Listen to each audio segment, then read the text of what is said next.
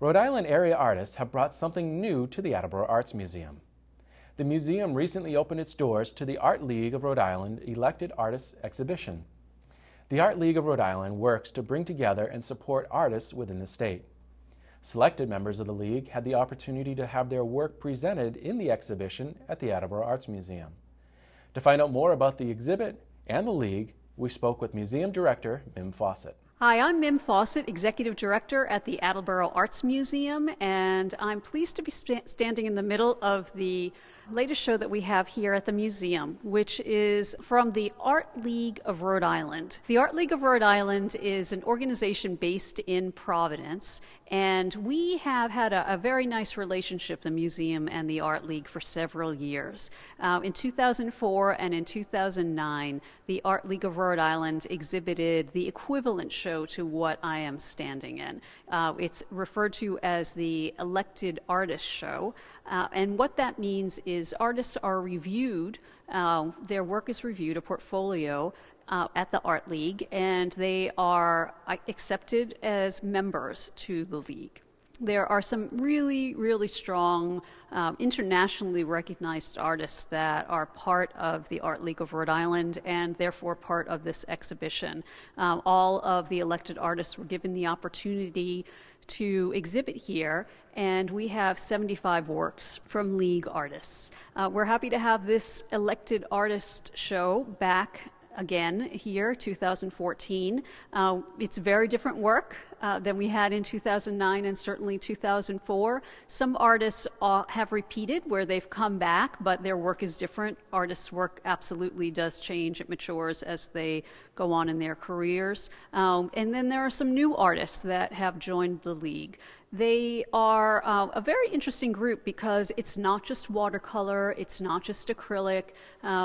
You will see works of all mediums here in the gallery, and that's something that we absolutely encourage at the Attleboro Arts Museum. We do like to live up to our tagline of arts for everyone, and we also like to provide art for everyone in the sense that if you're interested in oils or if you're interested in sculptural forms, you will find something that delights you and educates you and also intrigues you enough to come back. September 10th, there was an opening reception for the Art League of Rhode Island exhibition. We had about 90 guests here that night.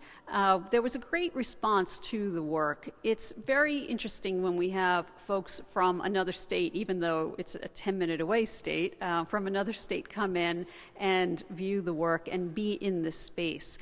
Part of the charm of the gallery is that our walls move, we have natural light, we have some very quiet spaces, and then we have some very vibrant spaces because of the light coming in.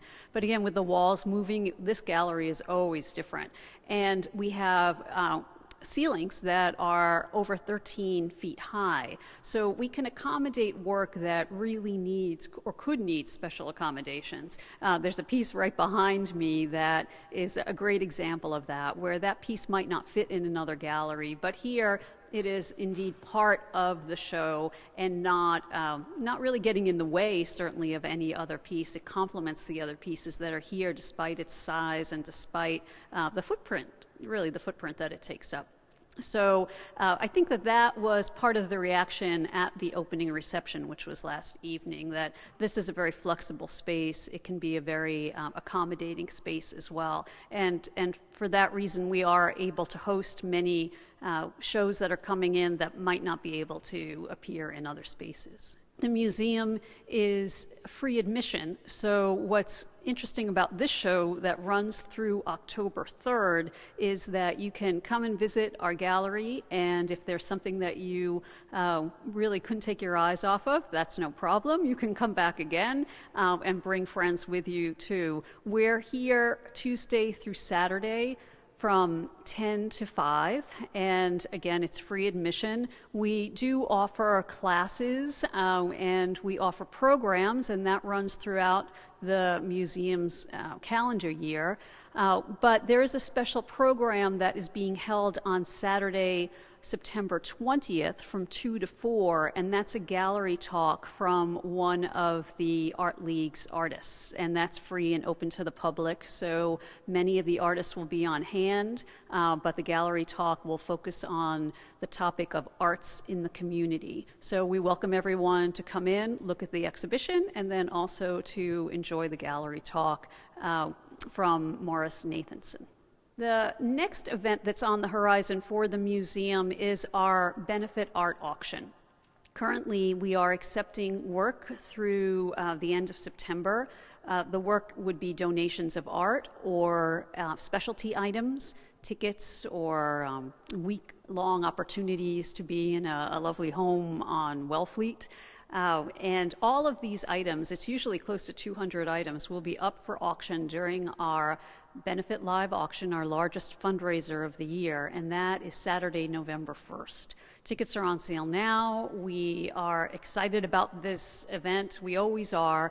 And it sounds funny to say that the work is extraordinary that's coming in. I might be thinking that every year, but I have to say the work is really extraordinary this year. We've been very lucky to get donations that everyone is pretty much finding irresistible. So I'm sure our audiences will as well. Again, that's our largest fundraiser of the year, just over our flower show. So the museum highly depends on the auction, and we are excited about it because it does bring the community of artists together with the community of art buyers and then just supporters of the museum, all one night in one special event.